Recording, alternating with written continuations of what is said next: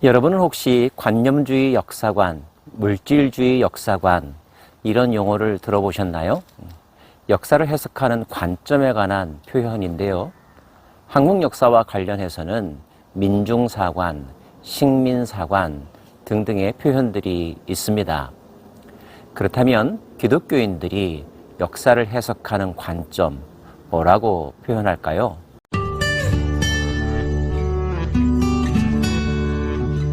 성경은 하나님께서 역사를 주관하시고 하나님의 계획과 의도에 따라 이끌어 가신다고 하는 관점을 가지고 있습니다.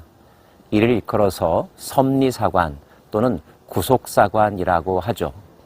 그런 관점에서 역사를 재해석해 보는 일, 하나님의 하신 일들, 그리고 하나님께서 이루고자 하시는 인간의 미래에 대한 해석이 성경 속에 담겨 있습니다. 시편에도 마찬가지이고요. 하나님이 일어나시니 원수들은 흩어지며 주를 미워하는 자들은 주 앞에서 도망하리이다. 연기가 불려가듯이 그들을 몰아내소서. 불 앞에서 미리 녹음같이 악인이 하나님 앞에서 망하게 하소서. 의인은 기뻐하여 하나님 앞에서 뛰놀며 기뻐하고 즐거워할지어다. 하나님께 노래하며 그의 이름을 찬양하라. 하늘을 타고 광야를 행하시던 일을 위하여 대로를 수축하라. 그의 이름은 여호와시니 그의 앞에서 뛰놀지어다. 위대한 이름 여호와, 역사를 창조하시고 역사를 경영하시는 분, 한 민족을 선택하시고 그 민족을 통하여 자신의 뜻을 계시하시는 분, 여호와 하나님을 노래하고 있습니다. 그들에게 하나님은 위대하신 분, 초월적이신 분, 그러면서도 자신의 삶 속에 깊이 개입하신 분이었죠. 때로는 하늘을 타고 광야에서 행하시던 분이었습니다. 그 하나님이 나타나시면 악인들은 소멸될 것입니다.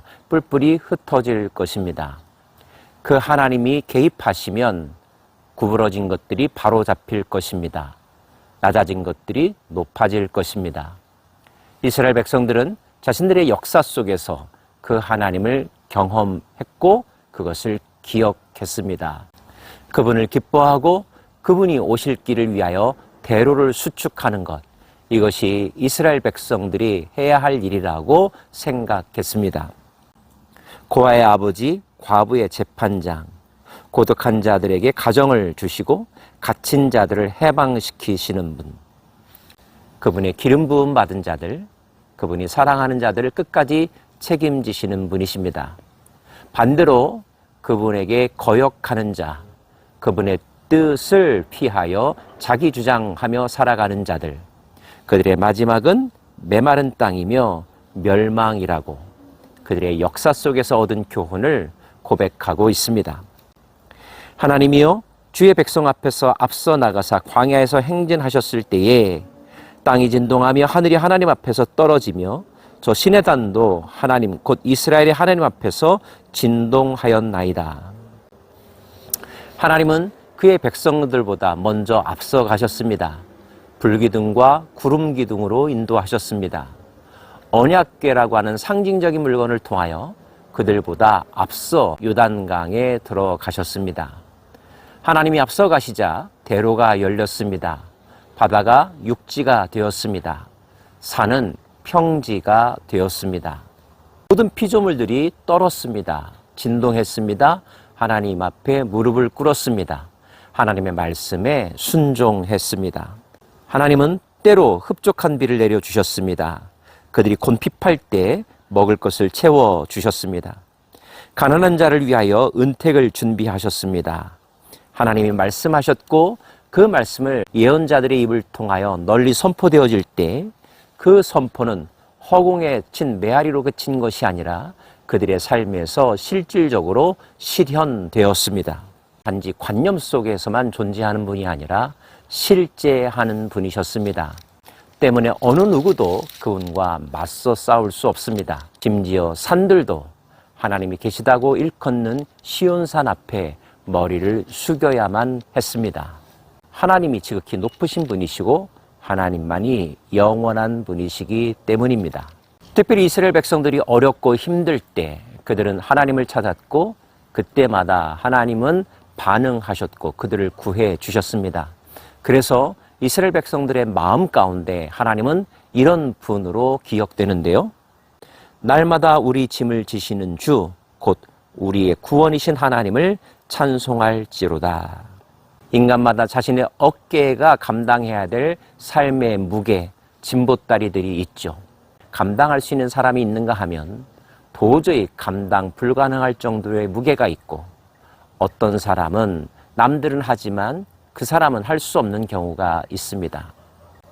예수께서 이렇게 말씀하셨습니다. 수고하고 무거운 짐진 자들아 다 내게로 오라. 내가 너희를 쉬게 하리라.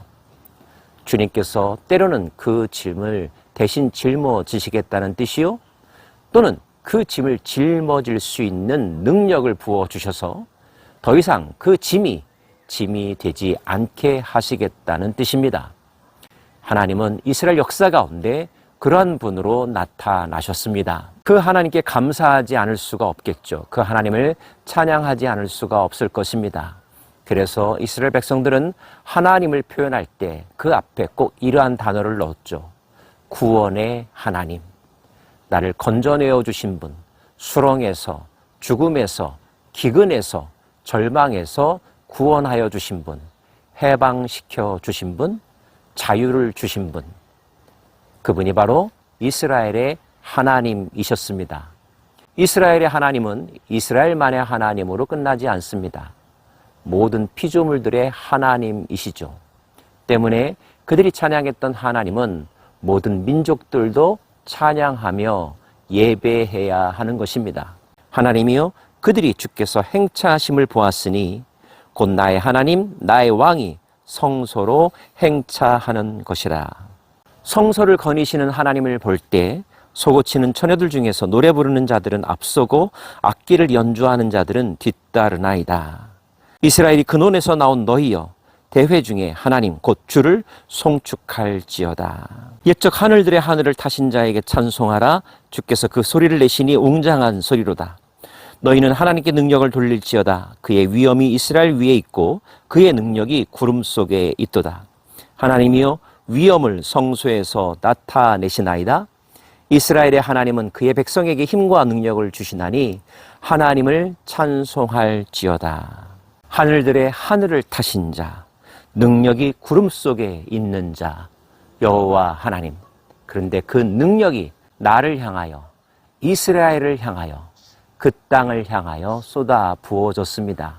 하나님의 임재는 그들에게 힘이었고 희망이었고 기쁨이었습니다. 그 하나님께서 자기 이름을 두시겠다고 이스라엘 공동체 한가운데 성전을 짓게 하셨습니다. 성전은 그 땅을 통치하시는 하나님의 집무실이고 하나님을 만날 수 있는 곳이며 하나님을 예배하는 곳이었죠.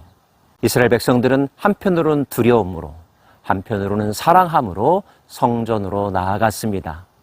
하나님의 하신 일, 하나님의 성품을 날마다 노래했습니다. 노래할 때 찬송 가운데 계셨던 하나님은 그들의 삶 가운데서 더 많은 일들을 행하셨습니다. 이것이 이스라엘 백성들이 다윗 시대에 나라를 부강시킬 수 있었던 비결이었습니다. 잠잠히 돌아보면 우리들의 개인사, 우리나라의 역사 가운데서도 하나님의 손길, 하나님의 은혜가 있었습니다. 특별히 대한민국은 근대에 들어서면서 파란만장한 사건들을 겪었었는데요. 그 과정 속에서 하나님의 은혜가 아니었더라면 이 나라가 현재 어떻게 되었을까? 상상만 해도 끔찍한 일들이 참 많이 일어났습니다. 우리는 우리 역사 가운데 개입하신 하나님께 감사해야 합니다. 그 하나님과 동행해야 합니다. 우리는 기억해야 하고 선포해야 하고 가르쳐 주어야 합니다.